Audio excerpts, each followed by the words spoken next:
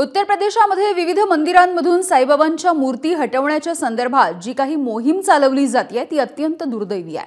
साई भक्तांच्या भावनांशी खेळ करणं अत्यंत दुर्दैवी आहे अशी प्रतिक्रिया सुभाष बुटी यांनी दिली आहे। सुभाष बुटी यांचे आजोबा गोपाळराव बुटी यांनीच महाराष्ट्रामधील शिर्डी इथल्या मंदिरासाठी जागा दिली होती।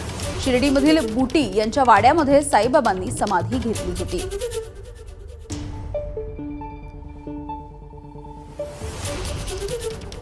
आज मला हे अतिशय वाईट वाटतंय की लोक या पद्धतीने साईबाबांबद्दल बोलतात आणि पेक्षा लोकांच्या भावनांचा विचार करत नाही आहेत असं होऊन झालं।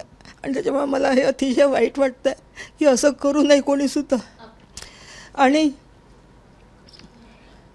आणि जर का त्या लोकांना असं वाटतं ना, ज्या लोकांना वाटतंय ज्या मंदिरामध्ये साईबाबांना त्यांनी ठेवलेलं आहे त्यांनी त्यांचं अतिशय सन्मानपूर्वक त्यांची ती मूर्ती काढावी आणि बाजूला कुठेतरी ठेवावी, पण त्याचा अपमान करू नये।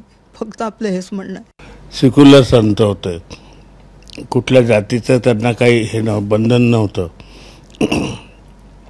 आता त्या मूर्त्या हटवण्याचा जो कार्यक्रम यांचा चालू आहे त्यांनी त्या हटवण्याबद्दल आमचा निषेधच आहे, पण हटवल्या त्यांनी तर त्या मूर्तीची प्रतिष्ठापना परत व्हायला पाहिजे। दुसरी जिथे कुठे ते ठेवतील, नुसतं कापडात गुंडाळून ठेवण्याचं बरोबर नाही।